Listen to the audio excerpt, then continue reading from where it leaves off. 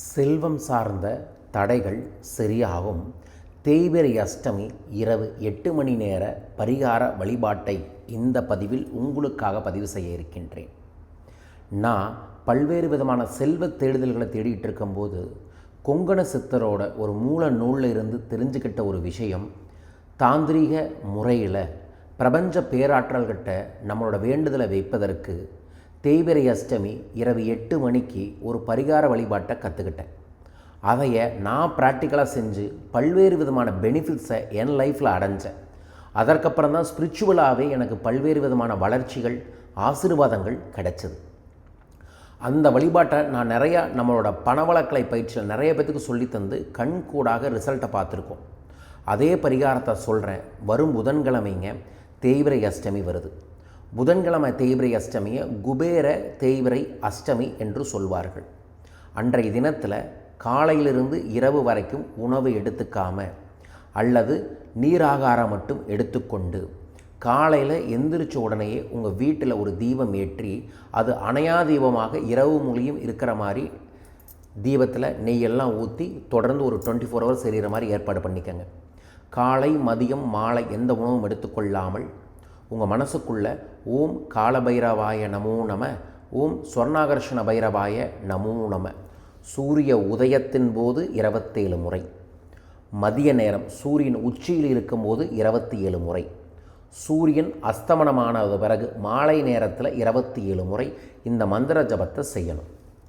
செஞ்சுட்டு இரவு 8 மணிக்கு முன்னாடி குளிச்சுட்டு உங்களோட ஆஃபீஸ்லேயோ அல்லது உங்கள் வீட்டிலேயோ ஒரே ஒரு தீபம் மீண்டும் ஒன்று ஏற்றிக்கணும். காலையிலேருந்து ஒன்று எரியணும், மீண்டும் ஒன்று தீபம் எரியணும்.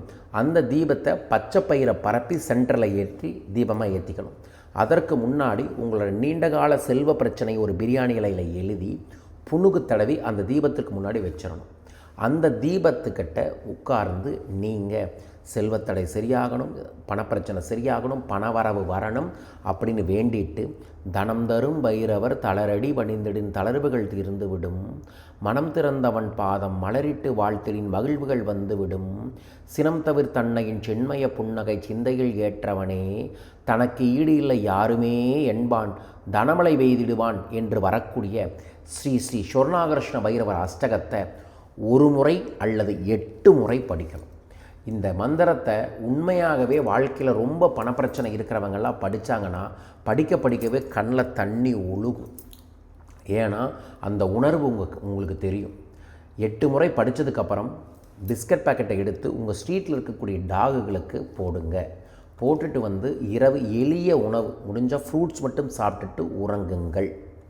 இதைய தேய்பிறை அஷ்டமி என்று தொடர்ந்து செய்பவர்களுக்கு, 8 தேய்பிறை அஷ்டமி செய்கிறவங்களுக்கு அஷ்டலட்சுமிகளும் சொர்ணாகர்ஷண பைரவரின் பிளஸ்ஸிங்கும் 100% கிடைக்கும்.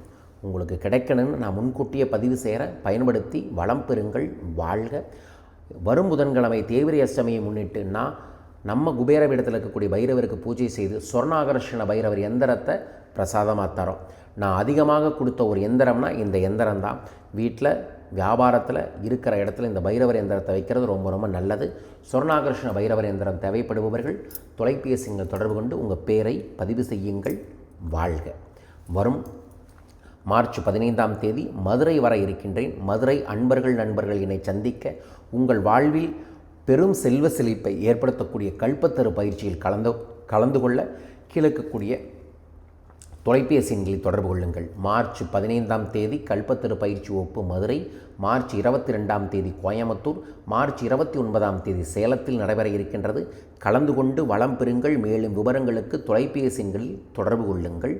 மார்ச் 16ஆம் தேதியிலிருந்து பஞ்சவச்சி சாஸ்திரம் என்கின்ற ஒரு சூட்சமமான ரகசிய பயிற்சி வகுப்பை நான் நேரடியாக நடத்த இருக்கின்றேன்.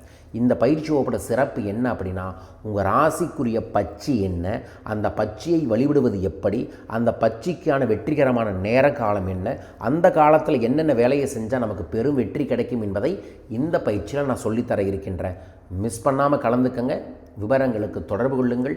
மீண்டும் ஒரு அற்புதமான பதிவில் உங்கள் அனைவரையுமே சந்திக்கின்றேன். வாழ்க வையகம், வாழ்க பணமுடன். நன்றிகள் கோடி.